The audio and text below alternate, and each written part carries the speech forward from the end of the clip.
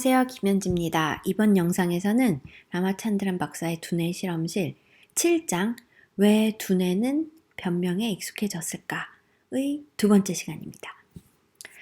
그래서 이 7장에서는 부정증후군, 우뇌가 손상이 입어서 좌반신 좌반신이 어쨌건 왼쪽이 다 마비가 된 사람인데 자기가 마비 안 됐다라고 말하는 그런 부정하는 그 증후군에 대해서 설명하고 있습니다. 그래서 앞에서 그 내용에 대해서 조금 쭉 다뤘었고요. 그거에 연관된 내용들을 7장 그 뒷부분에서 다루고 있어요. 그래서 선택적 기억 상실에 대해서 얘기할 텐데요. 기억은 어떻게 보면 신경과학의 성배 같은 것이죠. 우리가 아는 게 거의 없어요. 그래서 기억에 대해서는 연구가 크게 두 개 정도가 다인데요. 하나는 시냅스 사이의 물리적 변화 혹은 신경세포 안의 화학적 연쇄를 통한 기억의 흔적이 형성된다. 이런 식의 연구가 하나고요. 또 하나는 HM이라는 이름을 붙인 어떤 환자, 수술 이후부터는 기억을 못한 이런 환자가 있다고 쳐요. 그래서 그런 식의 환자를 다루는 이런 식의 것이 연구의 거의 전부라고 해요. 그래서 이 환자 같은 경우에는 마비 사실을 알게 한 후에도 다시 부정하게 되는 거예요. 어떻게 보면 이제 기억 상실의 일종이라도 볼 수 있겠죠. 그래서 대부분의 부정 환자는 보통은 2, 3주 뒤에는 부정 증상이 없어진대요. 그러니까 내가 마비가 됐어. 근데 나 마비 안 됐어 라고 말하다가도 보통은 2, 3주 뒤에는 나 마비된 거 맞아 라고 알게 되는데 일단 이게 없어지고 나서는 전에 내가 마비 안 됐다라고 우긴 적 없어. 나 원래 마비된 거 알고 있었어 라고 얘기한다라고 합니다. 그래서 이런 식의 환자, 수술 이후부터 기억을 못하는 이런 식의 환자에 대한 연구, 이렇게 크게 두 개 정도만 진행되고 있고, 하지만 기억에 대해서는 아는 게 별로 없다라고 합니다. 연구된 사실이. 우리 뇌는 정말 어마어마한 것 같아요. 우리가 알기에는 너무 어려운. 그죠?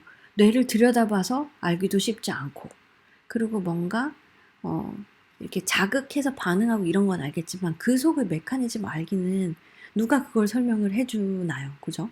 알기 굉장히 어려운 부위인 것 같아요. 몸 중에서. 그리고 부정과 프로이드의 심리적 방어 기제에 대해서 또 한번 살펴볼 텐데요.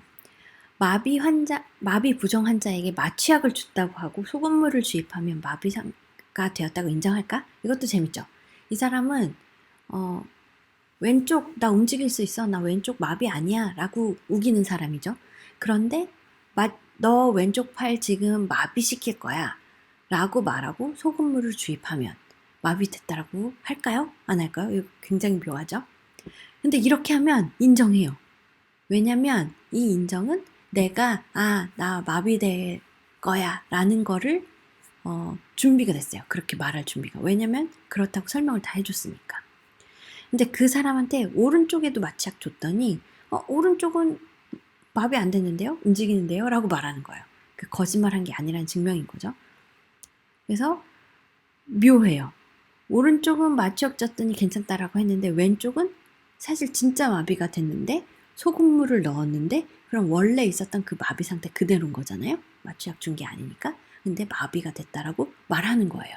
그렇다는 거는 진짜 마비가 되어 있다라는 거를 알고 있는 거일 수도 있고, 아니면 당신은 마비될 거예요 라고 말한 그거 자체를 그냥 믿는 걸 수도 있고. 그렇죠. 그래서 우리가 요거에 대해서 이제 또 헉슬리가 한 말이 이런 말이 있죠. 우리가 우리의 믿음에 대해 합리적 근거라고 부르는 것들은 종종 우리의 본능을 정당하기 위한 극단적인 비합리적 시도들이다.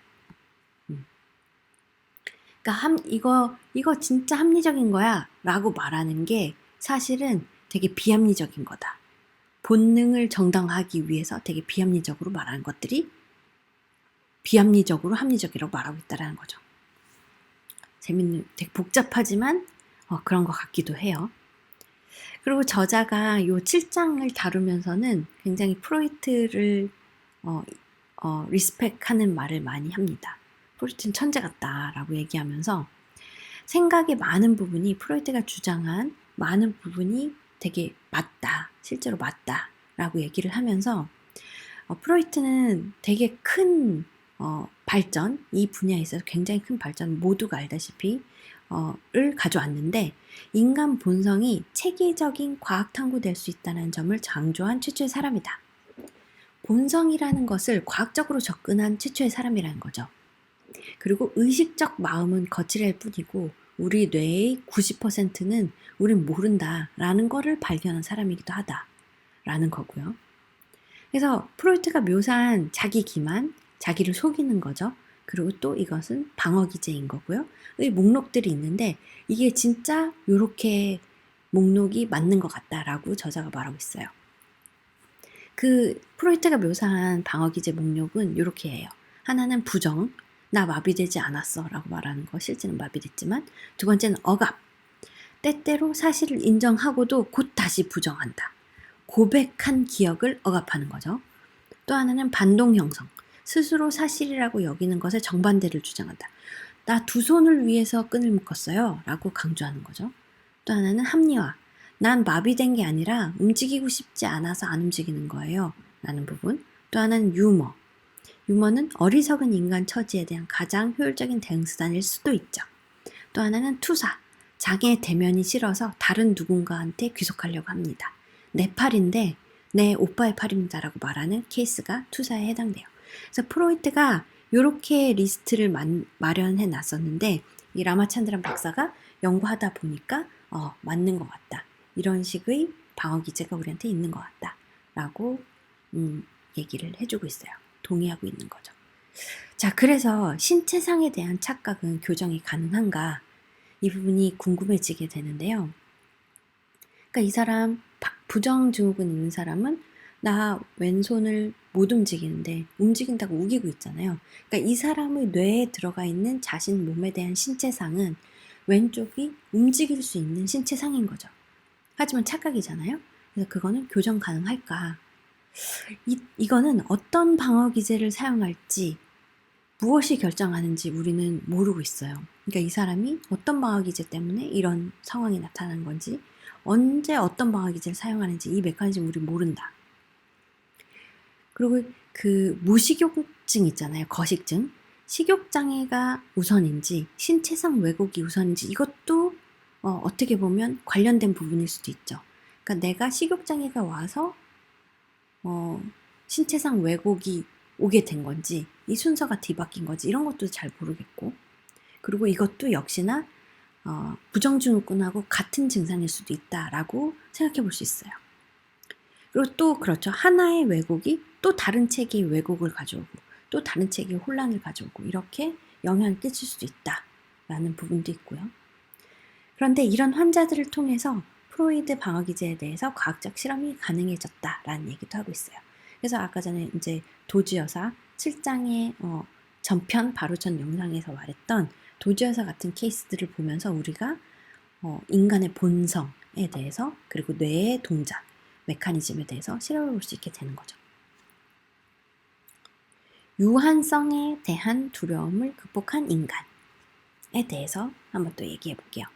프로이드는 또 하나 흥미로운 주장을 하는데요. 이 장은 라마찬드란 박사가 프로이트에 대해서 되게 칭찬해 주는 장이에요. 그래서 프로이트가 대단했던 또 하나의 포인트는 이거라는 거예요. 위대한 과학혁명의 공통점은 우주의 중심에서 인간을 끌어내리는 것이었다. 프로이트도 그 중에 한 명이었다는 거예요. 그 예는 하나는 코페르니쿠스는 지동설을 주장했죠. 지구의 중심으로 모든 게 돈다라고 말했던 세상에 아니야, 우리 중심 아니야. 우린 태양을 중심으로 우리가 돌고 있어라고 말했던, 우리가 중심이 아니고 겸허해졌던 첫 번째 사례. 두 번째, 다윈의 진화론. 우리는 사실 엄청나게 대단한 축복받은, 선택받은 존재가 아니고 우리도 그냥 원숭이일 뿐이야. 그냥 진화되는 과정에 그냥 우리가 나온 거야. 그리고 또 하나, 지금 이 세상에 존재하는, 현존하는 모든 생명종은 모두 다 35억 년 진화 과정을 거친 승리자들이거든요. 뭐 개도 그렇고, 말미잘도 그렇고, 참치도 그렇고, 수선화, 무궁화, 수박도 다 35억 년 동안 예전에 이제 지구가 생기고 우주가 생기고 원소들이 결합해서 생명이 생기기 시작했잖아요. 그 뒤부터 이제 진화해 온 건데, 그러니까 수박이나 인간이나 35억 년 진화를 거쳐서 승리한 그런 존재들이죠. 결국에 이제 뭐 형태는 다르나 그 과정을 승리한 생존자들인 거예요. 그래서 똑같다. 이 동물이나 저 식물이나 나나 생명체들 뭐 다를 바 없다라고 말한 게 다임이었죠. 그래서 역시나 인간이 중심에다가 아니라 인간도 그 중에 하나다라고 말한, 또 겸허하게 해준 그런 엄청난 혁명이 또 있었었고요. 프로이트가 또 하나를 했다라는 거예요. 무의식을 발견했죠. 그래서 우리가 모든 걸 생각하고 하는 게 아니고 우리의 자의식은 환상에 불과하다. 모든 일은 무의식적인 감정이나 욕구나 동기에 의해서 지배되는 거다.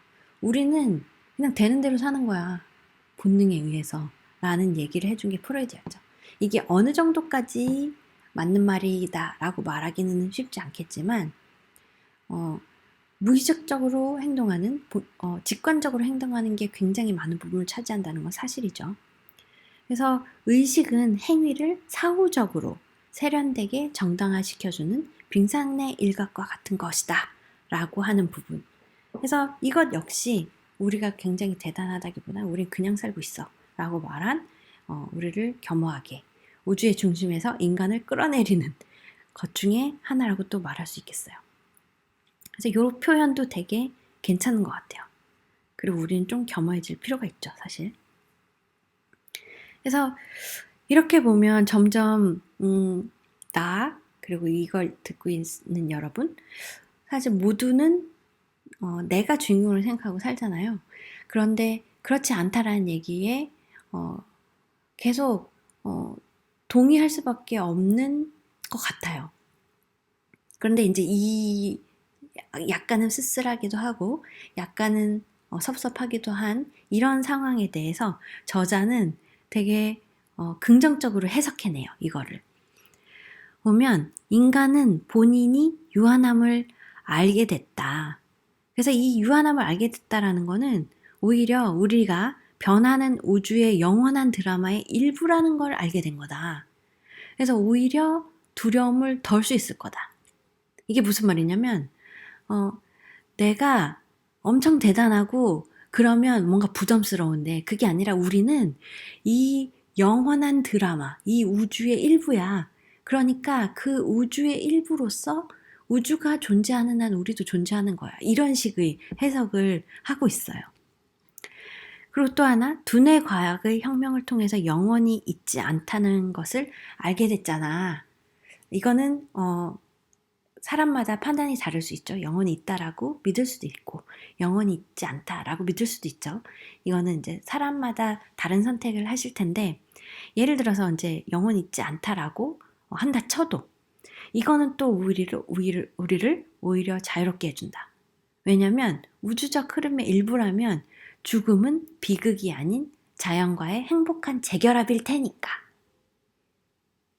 영원히 있어서 영원히 살아남는 것이 의미 있다고 생각할 수도 있겠지만 영원히 딱히 없고, 그리고 몸은 다시 이 우주, 이 자연으로 되돌아간다고 쳐도 자연과 원래 자연의 일부였는데 그 자연과 다시 재결합하게 되는 거 아니냐.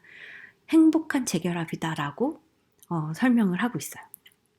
어떻게 보면 라마찬드란 박사는 정신승리했다라고 볼 수도 있을 것 같고 굉장히 긍정적으로 해석을 해주셨구나 이런 생각 듭니다. 이렇게 생각해도 뭐 나쁘지 않을 것 같다는 생각 들었어요. 네, 그래서 이렇게 굉장히 철학적이고 어떻게 보면 삶의 태도 이런 것들도 한번 되돌아볼 수 있는 그런 장이었습니다. 7장. 그러면 이번 영상은 여기서 마무리하는 걸로 하고요. 8장. 8장부터 또 재밌어지는 것 같죠? 8장은 진짜 나는 누구인가에 대해서 다루게 됩니다. 그러면 8장에서 또 만나도록 하겠습니다. 여러분, 다음 영상에서 만나요. 안녕.